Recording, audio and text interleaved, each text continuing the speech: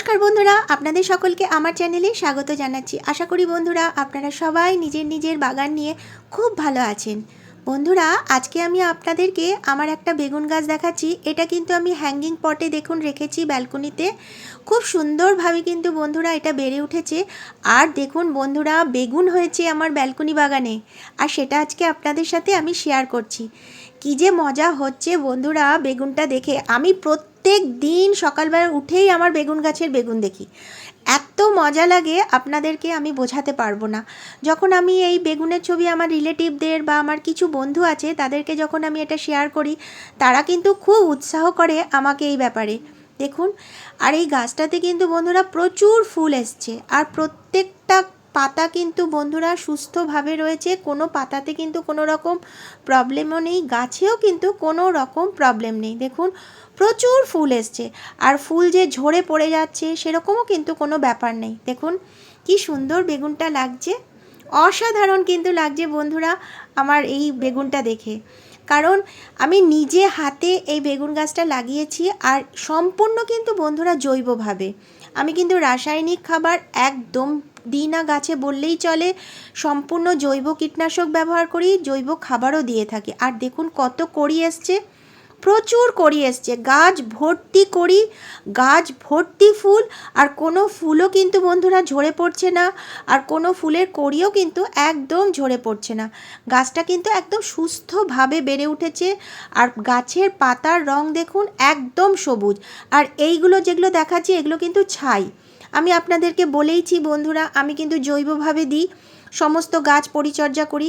এই ছাইও কিন্তু আমি সব গাছেই মোটামুটি ওপর থেকে একটু ছড়িয়ে দিই, তাতে কিন্তু একদম পাতা সুস্থ থাকে। দেখুন, নিজে হাতে যখন বেগুনটা ধরি না বন্ধুরা, কী যে মজা লাগে আপনাদেরকে কি বলবো, খুব মজা লাগে। জানি যাদের ব্যালকনি বাগানের থেকেও বড় বাগান আছে, ছাদ বাগান আছে, তাদের বাগানে অনেক বেগুন হয়, আমি দেখে থাকি, আর সেগুলো তো আরও বেশি ভালো লাগে। কিন্তু আমার বাগানটা যেহেতু ছোট্ট বাগানে যতটুকু হয় তাটাই আমার খুব মজা হয়। তো গাছটাকে দেখুন ওপর থেকে একটু নামিয়ে নিয়েছি, তাহলে কি আমার গাছটা আপনাদেরকে দেখাতে একটু সুবিধা হয়। দেখুন গাছটা কত সুস্থভাবে বেড়ে উঠেছে। আমার এই ব্যালকনি বাগানে এখন পর্যন্ত মোট 4টে বেগুন গাছ আছে, আর 4টে গাছই কিন্তু বন্ধুরা একদম সুস্থভাবে বেড়ে উঠছে। দেখুন এই গাছটাতে দেখেছেন কত ফুল এসছে, প্রচুর ফুল, প্রচুর ফুলের কড়ি এসছে। আর গাছটা কিন্তু একদম সুস্থভাবে বন্ধুরা বেড়ে উঠেছে, কোনো রকম কিন্তু গাছে অসুস্থতা নেই, একদম সুস্থ। আর সেটা সম্ভব হয়েছে একদম জৈব পদ্ধতিতে। বন্ধুরা, এই যে আরেকটি বেগুন গাছ আমার ব্যালকনি বাগানের, এই গাছটা দেখুন কত সুস্থভাবে বেড়ে উঠেছে। পাতাগুলো দেখুন বন্ধুরা কত বড় বড়। এই পাতাগুলোর ওপরে না ছোট ছোট কাটা হয়ে রয়েছে, মনে হচ্ছে এটা কাটা বেগুন গাছের চারা, কিন্তু গাছটা একদম সুস্থভাবে বন্ধুরা বেড়ে উঠেছে। দেখুন, এইবার বন্ধুরা আপনাদেরকে আমি একটা জিনিস দেখাই। এই যে সাদা বাটিটার মধ্যে কালো রঙের যে বালির মতন কিছু দানা পড়ে রয়েছে, এটার নাম হচ্ছে হিউমিক অ্যাসিড। এই হিউমিক অ্যাসিডটা আজকে আমি আপনাদেরকে দেখাবো কিভাবে দিতে হয় আর এটার কি গুণাগুণ। বন্ধুরা, অনেক সময় কি হয়, আমরা গাছে খাবার দিচ্ছি, কিন্তু সেই খাবার দেওয়ার পরেও গাছের ঠিক সেই রকমভাবে বৃদ্ধিও হয় না, গাছের ফুলও সেরকম আসছে না, আর ফুল আসলেও সেই ফুলটা ঝরে পড়ে যাচ্ছে বা ফুলের কড়িটা ঝরে পড়ে যাচ্ছে। তার মানে কি, গাছ সেই খাবারটা শিকড়ের মারফত ঠিকঠাকভাবে নিতে পারছে না। তো আজকে আমি আপনাদেরকে দেখাবো এই যে হিউমিক অ্যাসিডটা যদি আমরা গাছে খাবার দেওয়ার ঠিক 2-3 দিন আগে, বা কখনো কখনো অনেকে খাবারের সাথে মিশিয়েও দিয়ে থাকেন, সেটা যদি দিয়ে থাকেন তাহলে কি হয়, গাছ ঠিকভাবে সেই খাবারটা শিকড়ের মারফত নিতে পারে। তার মানে হচ্ছে হিউমিক অ্যাসিডের কাজ হচ্ছে যে খাবারটা আমরা গাছকে দেব, সেই খাবার যাতে গাছ ঠিকভাবে নিতে পারে, সেটাই হচ্ছে হিউমিক অ্যাসিডের কাজ। আজকে আমি দেখাচ্ছি আপনাদেরকে কিভাবে তা ব্যবহার করতে হয়। এখানে 1 মগ জল মানে 1 লিটার জল আমি এখানে নিয়ে নিয়েছি। তার মধ্যে দেখুন খুব সামান্য পরিমাণের আমি হিউমিক অ্যাসিডটা নিয়েছি, খুব কম, মানে একটা চামচের হাফ চামচের থেকেও কম পরিমাণে কিন্তু আমি হিউমিক অ্যাসিডটা নিয়েছি। এইবার এটাকে ভালোভাবে আমি গুলিয়ে নিচ্ছি।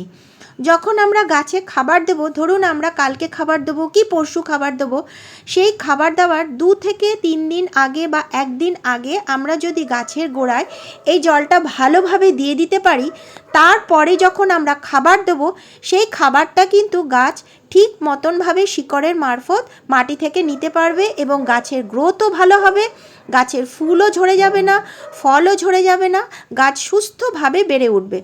প্রথমে করতে হবে গাছের গোড়াটাকে একটু হালকা করে নিতে হবে। সব সময় যে কোনো খাবার দেওয়ার আগে যাই কিছু দিই না কেন গাছের গোড়ায়, সব সময় বন্ধুরা গাছের গোড়াটাকে একটু হালকা করে নেবেন।